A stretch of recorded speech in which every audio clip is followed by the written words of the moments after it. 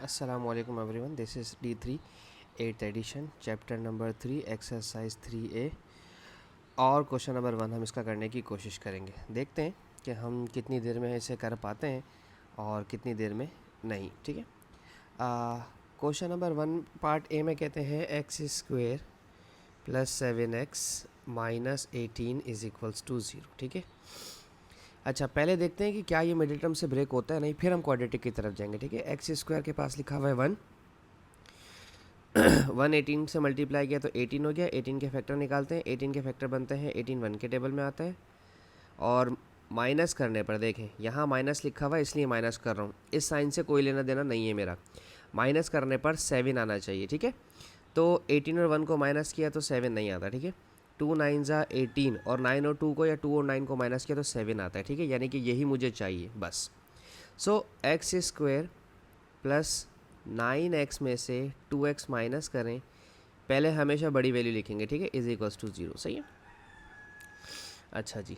तो अब कॉमन ले लें, x कॉमन ले लें, इसमें से और इसमें से x कॉमन ले लिया तो इस फर्स्ट नंबर में से x बचा, प्लस इस 9x में से जब आपने x कॉमन ले लिया तो सिर्फ 9 बचा। ठीक है, माइनस इन दोनों में सिर्फ 2 कॉमन है क्योंकि 2 दोनों में आता है x, और 2 9 ज़ा 18। ठीक है, अब प्रॉब्लम क्या है, आपने लिया है माइनस का साइन यहाँ पर। ठीक है, ये देखें ये माइनस, तो माइनस माइनस क्या हो जाएगा, प्लस हो जाएगा। तो प्लीज़ यहाँ पर प्लस ही लिखिएगा। ठीक है, अब देखें ये दोनों ब्रैकेट्स आपके पास x प्लस 9 x प्लस 9 की सेम आ गई, इसका मतलब आप सही जा रहे हैं। ठीक है, अब आप दोनों ब्रैकेट्स को कॉमन लें, x प्लस 9 इसको भी कॉमन ले लिया, इसको भी कॉमन ले लिया, सिर्फ समझाने के लिए। ये ब्रैकेट भी ख़त्म और ये ब्रैकेट भी ख़त्म, या पेपर में कैंसिल आउट नहीं करेंगे, ये सिर्फ आपको समझाने के लिए बताया है। तो आपके पास पीछे दो कौन सी चीज़ें बच गई, x माइनस 2। ठीक है, x minus 2 is equals to 0। ठीक है, अब इन्होंने सॉल्व कहा है, फैक्टराइज नहीं कहा। अगर इन्होंने फैक्टराइज कहा होता तो मैं अपने आंसर को यहीं छोड़ देता। ठीक है, बट उन्होंने कहा है सॉल्व। तो सॉल्व के लिए आपको क्या करना है, अब यहाँ पर आपके पास दो चीज़ें हैं, x दो फैक्टर्स 0 के इक्वल है तो आप दोनों को 0 के इक्वल लिखेंगे, and x minus 2 equals to 0। ठीक है, तो x प्लस 9 की वजह से ये राइट साइड पे जाकर माइनस 9 हो जाएगा और माइनस 2 राइट साइड पे जाकर पॉजिटिव 2 हो जाएगा। तो x के दो सोल्यूशन सेट आए हैं, एक माइनस 9 आया है और एक 2 आया है। ठीक है, सही है। अब देखते हैं इसका पार्ट बी। पार्ट बी में कह रहे हैं 2x square plus 5x minus 7 equals to 0। ठीक है, सो 2 7 ज़ार 14। 14 के फैक्टर देखें कौन कौन से होते हैं, 14 1 के टेबल में आता है और इन दोनों को माइनस करने पर 5 नहीं आ रहा, इसमें भी माइनस है इसलिए मैं माइनस देख रहा हूँ। ठीक है, और 2 7 ज़ा 14 होता है, 2 इंटू 7 इज इक्वल्स टू 14, और 2 को 7 से माइनस किया तो 5 आ रहा है, यही मेरे काम का है। ठीक है, 2x स्क्वेयर प्लस 7x में से 2x माइनस कर दें तो 5x बच जाएगा, माइनस 7 इज इक्वल्स टू 0। ठीक है, अब इन दोनों को अरेंज कर लें। ठीक है, 7x को पहले लिखा हुआ है इसको बाद में लिख दें, और 2x को बाद में लिखा हुआ है पहले लिख दें। अच्छा, सिर्फ अरेंज करने में साइन चेंज नहीं होते। अब यहाँ 2x लिखूँगा, ठीक है, ताकि कॉमन आ जाए, 2 और 2 कॉमन आ जाए, और यहाँ 7x लिखूँगा। ठीक है, ये माइनस 7 एज इट इज़ आ गया। 2x के पास माइनस का साइन था, माइनस ही रहेगा, 7x के पास प्लस का साइन था, प्लस ही रहेगा। कुछ बच्चे समझते हैं कि अरेंज करने के बाद भी जो है साइन चेंज हो जाते हैं, ऐसा नहीं होता। ठीक है, हाँ, इक्वल्स टू के राइट साइड पे जाए चीज़ तो फिर माइनस हो जाता है या प्लस हो जाता है। इन दोनों में से 2 और x कॉमन ले लें, इधर बचा x माइनस, ये मुझे जानबूझ के करवाना था अरेंज वाला सवाल, आप बिना अरेंज किए भी कर सकते थे। ठीक है, यहाँ से पूरा 2x आपने यहाँ कॉमन ले लिया। जब पूरा 2x आपने कॉमन ले लिया तो कुछ नहीं बचा, बच्चे कुछ भी नहीं लिखते, लेकिन यहाँ 1 लिखना ज़रूरी होता है। अब 7 कॉमन लिया, x क्या हो गया इसे, माइनस 7 1 ज़ा 7। ठीक है, यहाँ से 7 कॉमन ले लिया, यहाँ से 7 कॉमन ले लिया, कुछ भी नहीं बचा अगर तो 1 लाजमी बचता है। ठीक है, इज इक्वल्स टू 0। अब ये दोनों ब्रैकेट्स सिमिलर है x माइनस 1 की, तो आपने x माइनस 1 की ब्रैकेट्स कॉमन ले ली, तो रिजल्ट आपके पास 2x और प्लस 7 का बचा। ठीक है, इज इक्वल्स टू 0। सही है।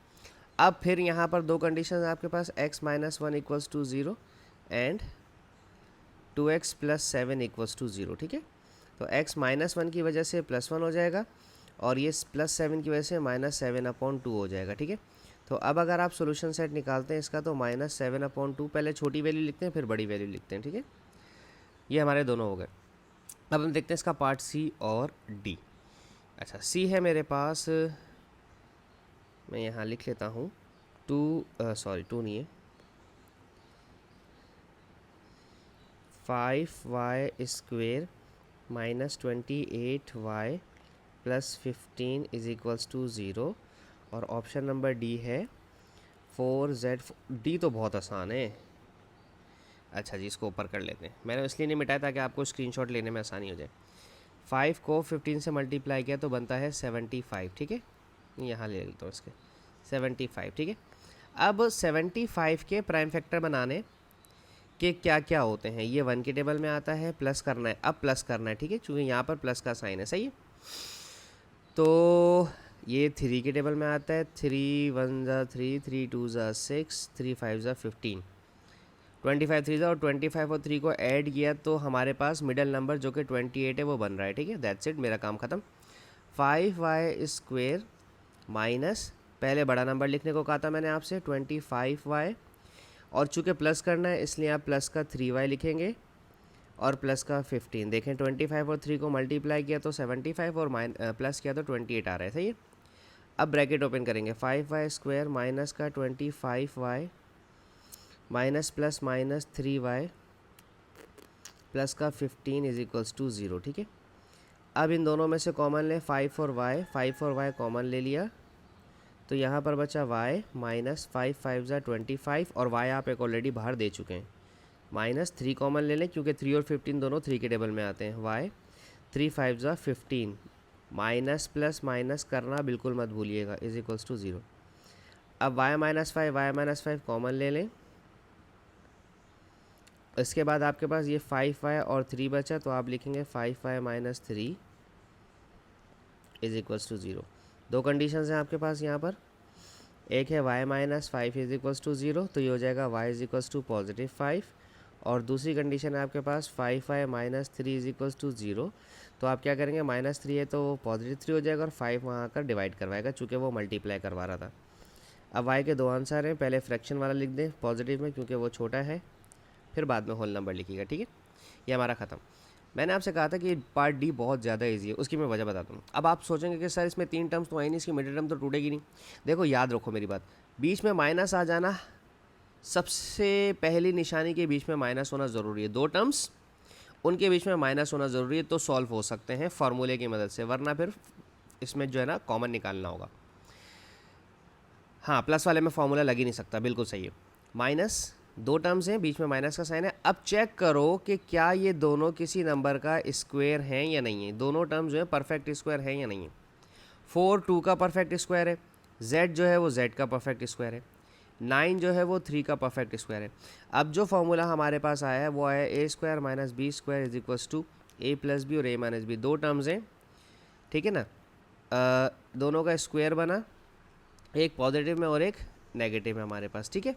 तो अब 2z को एक दफ़ा +3 लिखना है और 2z को एक दफ़ा -3 लिखना है, इज इक्वल्स टू 0, ठीक है। तो यहाँ पर 2z + 3 is equals to 0, +3 right side पे जाकर -3 हो जाएगा और z के पास जो 2 मल्टीप्लाई कर रहा है वो वहाँ आकर डिवाइड करवाएगा। और इस तरह से ही जो दूसरी है हमारे पास 2z - 3 is equals to 0, -3 right side पे आकर प्लस करवाएगा और 2z के पास जो मल्टीप्लाई करवा रहा है वो राइट साइड पे जाकर डिवाइड करवाएगा। तो हमारे पास z के 2 आंसर आ गए हैं, एक आया है -3/2 और एक आया है +3/2। अच्छा, कुछ टीचर इसको इस तरह से भी लिखवाते हैं तो उनका भी आंसर सही है, +-3/2, सही है। तो इसके साथ ही हमारी ये वाली वीडियो ख़त्म होती है। होप सो मैं आपको समझाने में कामयाब रहा हूँगा। Thank you so much for watching my channel. Allah हाफिज़।